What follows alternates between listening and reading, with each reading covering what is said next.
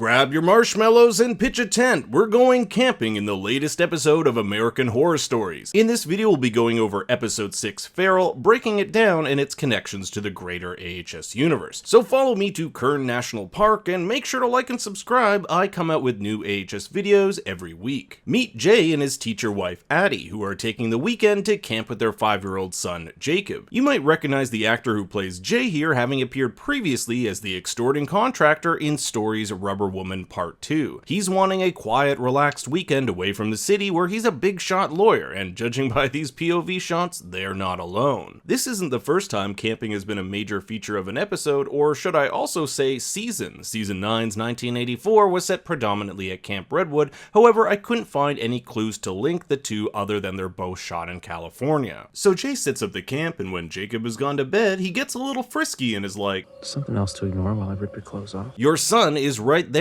We do get some creepy shadows of what we'll learn are the Ferals, but they don't really show up until about halfway through the episode. The next day, Jay gives his son a Boy Scout compass. This device will later be used to connect present day with the past, because what we're actually watching now takes place in the year 2011, as seen by this missing persons poster, but we'll get to that in a bit. Addie emerges from their little makeshift porta potty to find a trail of blood leading to a mutilated deer. Something is stalking these woods, and it isn't human. To make matters worse, Jay has lost their son in a game of hide and seek, and this becomes the driving force for the episode. Where and what happened to their son? As with every episode of Stories, we get a new introduction which gives off a ton of red herrings, implying it was a Bigfoot who took their child. We also see that it wasn't only Jacob who went missing, but several others. Later on, we'll learn from Cody Fern's character that over the years, thousands of people have gone missing in national parks. So 10 years pass and there's still no sign of little Jacob. Jay's an alcoholic now, and judging by the giant corkboard filled with articles, tabloids, and photos, has gone off the deep end in search of his son. Things for him are about to change when a stranger knocks on his door claiming to have seen his son. This is Bob Birch, a hunter from the area who says his cameras picked up a boy matching Jacob's description. To top it off, Bob found the compass Jay gave his son 10 years ago, adding validity to his claim. Bonus points if you notice that Jay still keeps around his son's dinosaur cup. We learn a little more about what's happened to Jay since we last left him. Ever since his son's disappearance, no one will hire him. They think he was somehow involved with his son's disappearance, and as such he receives constant death threats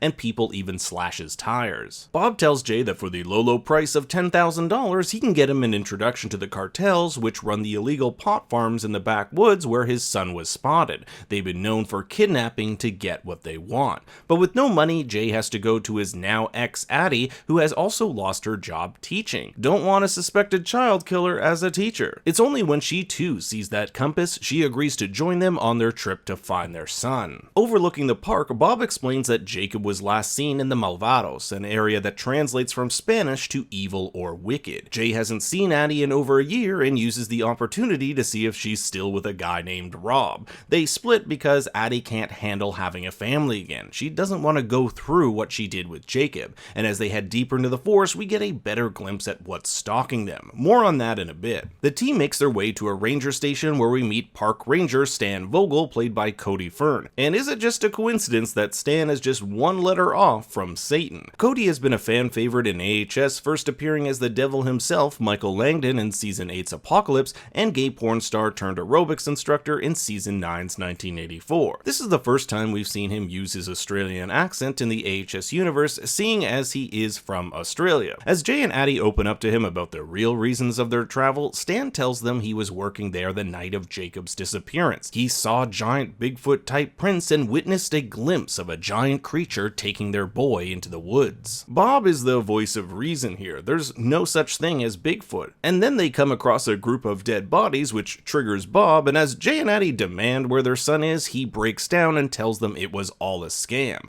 That photo, it was of his nephew. That compass, something he found at Salvation Army and dirtied up to look old. He was going to take their $10,000 and turn them into the pot growers who would dispose of them and take their credit cards. And now that Jay and Addie know his secret, he has to kill them, shooting Jay in the gut right before he's bitten by one of those ferals who comes alive. Jay and Addie run back to the ranger station where they hold themselves up, and Jay isn't too happy with Stan. Stan tells him that the creatures out there aren't Bigfoot. In Australia, they're called Yowie, which is a term for unidentified human-like creatures resembling apes. We then learn the real reason for National national parks existing, not to protect nature, but to contain a group of vicious subhumans called the Ferals. No one knows where they actually came from, but theories range that they're the descendants of mountain men or even soldiers who fled the Confederate Army after they lost the war. Regardless, the government chooses to keep this top secret for two reasons. One, so that people don't panic, and two, because these parks generate hundreds of millions of dollars a year. Stan goes on to tell them that the day Jacob was taken, a group of army rangers came in and cleared out a bunch of Ferals, which seems to be protocol once someone goes missing. He goes off to get some help from the radio while Addie and Jay patch up their relationship. He's sorry for everything that happened to them, realizing he was the one at fault. I wanted you to blame me. I wanted to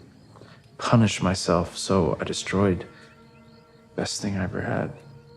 Us. But just as things seem to be getting better for the two, this station is attacked by Ferals. Stan is ripped apart, which Addie and Jay take advantage of by fleeing into the forest. Of course, their escape is short-lived when they're surrounded and shocked to find their son, now 10 years older, is the king of the Ferals, even with his own throne of skull and bones. When Addie and Jacob recognize him as their son, Jacob merely says boo, a callback to their game of hide and seek 10 years ago. I thought it was pretty cool that we even get a line of dialogue in their own feral language when one of them asks what to do with them, and in traditional AHS fashion, the couple is eaten alive as their son watches on. Not a lot of crazy connections in this episode, and not as strong as last week's Bow, but I might rank this one as my second favorite so far. Nothing entirely groundbreaking or new here if you're familiar with films like The Hills Have Eyes or Wrong Turn. You can give us something like that, but add an element that makes it different. Next week's episode is called Game Over, and is about a couple that spends a night in one of the most infamous haunted houses, so it looks like we'll be going back to Murder House before season 10 of AHS Double Feature arrives. Thanks for watching, everyone. Make sure to like and subscribe, and for more bad takes, you can always follow me on Twitter and Instagram at ThinkStoryYT.